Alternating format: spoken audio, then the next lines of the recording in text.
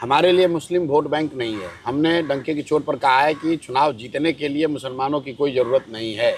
साथ में ये भी कहा कि लेकिन समाज को बदलने के लिए अगर व्यवस्था बदलनी है, समाज बदलना है, तो उसमें मुसलमानों की बड़ी भागीदारी है, क्योंकि उनकी 18-20% आबादी है। लेकिन अभी तक आप जैसे लोग या जो नेता हैं, पत्रकार हैं, उनके लिए मुसलमान सिर्फ चुनाव जीतने हारने के मैकेनिक्स और अर्थमेटिक का हिस्सा है। हमारे लिए मुसलमान उस अर्थमेटिक का हिस्सा नहीं है कि कितना परसेंट मुसलमान वोट दे देगा तो मैं चुनाव जीत जाऊंगा। मुसलमान हो या हिंदू हो, बिहार में अगर गरीबी है और 18% मुसलमान है तो सबसे ज़्यादा गरीब मुसलमान है। अगर बिहार से पलायन हो रहा है तो सबसे ज़्यादा नेचुरली मुसलमान समाज के बच्चे पलायन कर रहे हैं।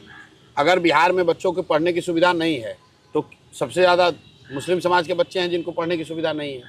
तो अगर शिक्षा सुधरेगी तो उसमें निश्चित तौर पर सबसे बड़ा लाभ मुसलमानों को होगा।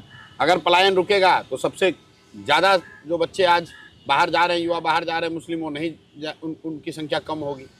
तो इसके लिए अलग से करने की क्या ज़रूरत है। जहाँ तक रह गई भागीदारी की बात, तो भागीदारी इसलिए सिर्फ नहीं है कम क्योंकि दलों में उनका रिप्रेजेंटेशन दल वाले नहीं दे रहे। दल वाले तो उनके साथ बेईमानी कर ही रहे हैं, लेकिन साथ साथ कहीं ना कहीं मुस्लिम समाज को भी खड़ा होना पड़ेगा, उनको भी लड़ाई लड़नी पड़ेगी, उनको भी जद्दोजहद करना पड़ेगा। बिना प्रयास किए किसी को कुछ नहीं मिलता है। तो अगर मुस्लिम समाज के लोग राजनीति में नहीं आ रहे हैं, किसी कारणवश उनका भरोसा नहीं है या उतनी उनको विश्वास नहीं है कि वो जीत सकते हैं, तो कैसे उनको रिप्रेजेंटेशन मिलेगा।